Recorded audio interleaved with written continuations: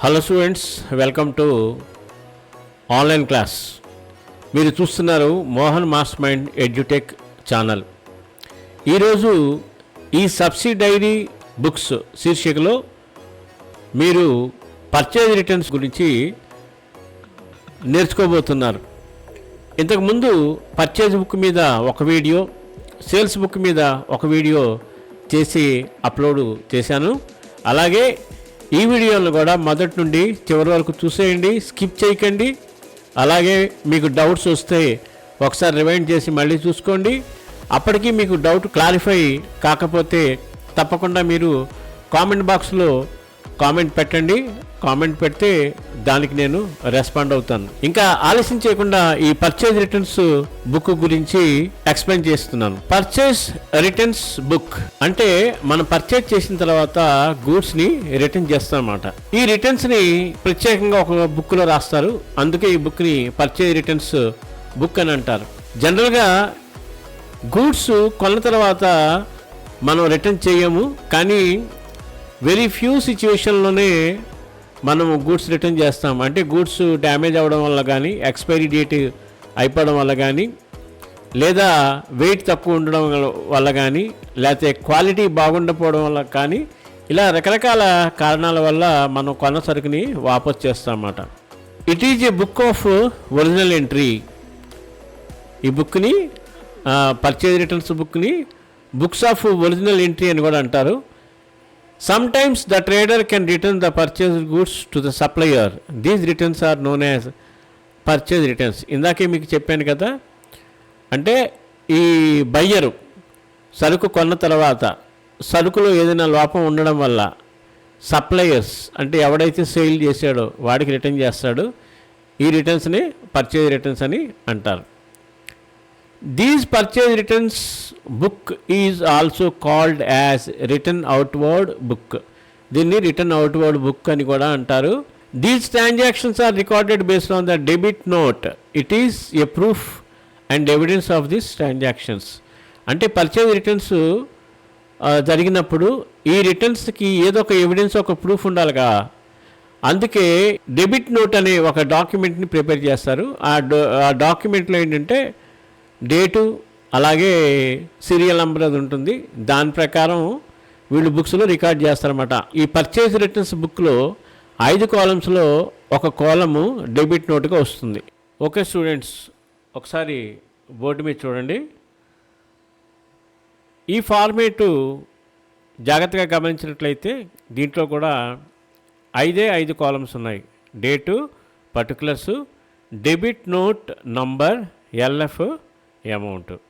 అంటే ఏ సబ్సిడరీ బుక్కైనా ఈ 5 కాలమ్సే ఉంటాయి. ఓకేనా? ఇప్పుడు ఒక ప్రాబ్లం తీసుకుని ఈ పర్చేజ్ రిటర్న్స్ బుక్లో ఏ రకంగా పోస్ట్ చేయాలో ఒకసారి చెప్తాను, చూడండి. Record the following transactions in the purchase return book. ఈ ప్రాబ్లంని మనం ఈ పర్చేజ్ రిటర్న్ బుక్స్లో ఎలా రికార్డ్ చేస్తానో చూడండి. ఒకసారి ఫార్మేట్ గీసుకుందాం. So same format, date, particulars, debit note number, LF, amount. దీంట్లో కూడా ఓన్లీ పేర్లే రాయాలి, టూలు బైలు రాయకూడదు, డెబిట్లు క్రెడిట్లు ఉండవు. ఓకేనా? సో ఇప్పుడు డేట్ కాలంలో డేట్ వేసుకోండి, 2024 May 1 వేసుకోండి. Goods return to Jagan 1000. Okay, మనం జగన్కి రిటర్న్ చేస్తున్నాము. జగన్కి రిటర్న్ చేస్తే ఇక్కడ జర్నల్ ఎంట్రీ ఏమొస్తుందంటే Jagan account debtor to purchase returns account అని వస్తుంది. కాబట్టి ఇక్కడ పర్చేజ్ రిటర్న్స్ బుక్లో ఓన్లీ జగన్ అని రాసి అమౌంట్ కాలంలో అమౌంట్ వేసుకోవాలి. అలాగే 8th గూడ్స్ రిటర్న్ టు విశ్వం 4000. ఇక్కడ జర్నల్ ఎంట్రీ చూసుకున్నట్లయితే విశ్వం account debtor to purchase returns account అని వస్తుంది. కాబట్టి ఈ పర్చేజ్ రిటర్న్స్ అకౌంట్లో డేట్ కాలంలో డేట్ వేసుకుని, పర్టికులర్స్లో విశ్వం అని రాసుకుని, అమౌంట్లో 4000 వేసుకోవాలి. Next 10th goods return to Rajesh 3000. ఇక్కడ కూడా జర్నల్ ఎంట్రీ ఒకసారి చూద్దాం. Rajesh account debtor to purchase returns account. కాబట్టి ఇది కూడా పర్చేజ్ రిటర్న్స్ బుక్లోకి వస్తుంది. డేట్ కాలంలో డేట్ వేసుకోండి, May 10th. పర్టికులర్స్ కాలంలో రాజేష్ అని రాసుకోండి, అమౌంట్ కాలంలో 3000 వేసుకోండి. అలాగే 11th goods return to main bros 2000. ఇక్కడ కూడా జర్నల్ ఎంట్రీ చూసుకున్నట్లయితే main bros account debtor to purchase returns account అని వస్తుంది. కాబట్టి డేట్ కాలంలో 11th తీసుకోండి, పర్టికులర్స్లో మెయిన్ బ్రోస్ అని వేసుకోండి, అమౌంట్లో 2000 వేసుకోండి. అలాగే 16th Sachin returned goods. Sachin return goods అంటే సచిన్ రిటర్న్ చేస్తున్నాడు, మనం రిసీవ్ చేసుకుంటున్నాం. అంటే మనం రిసీవ్ చేసుకున్న రిటర్న్స్ ఏంటవుతాయి? సేల్స్ రిటర్న్స్ అవుతాయి. So sales returns account debtor to Sachin. కాబట్టి ఇది పర్చేజ్ రిటర్న్స్ కాదు కాబట్టి దీన్ని ఇగ్నోర్ చేయాలి. 20th Keshavaraj returned goods. Keshavaraju goods return చేశాడంట.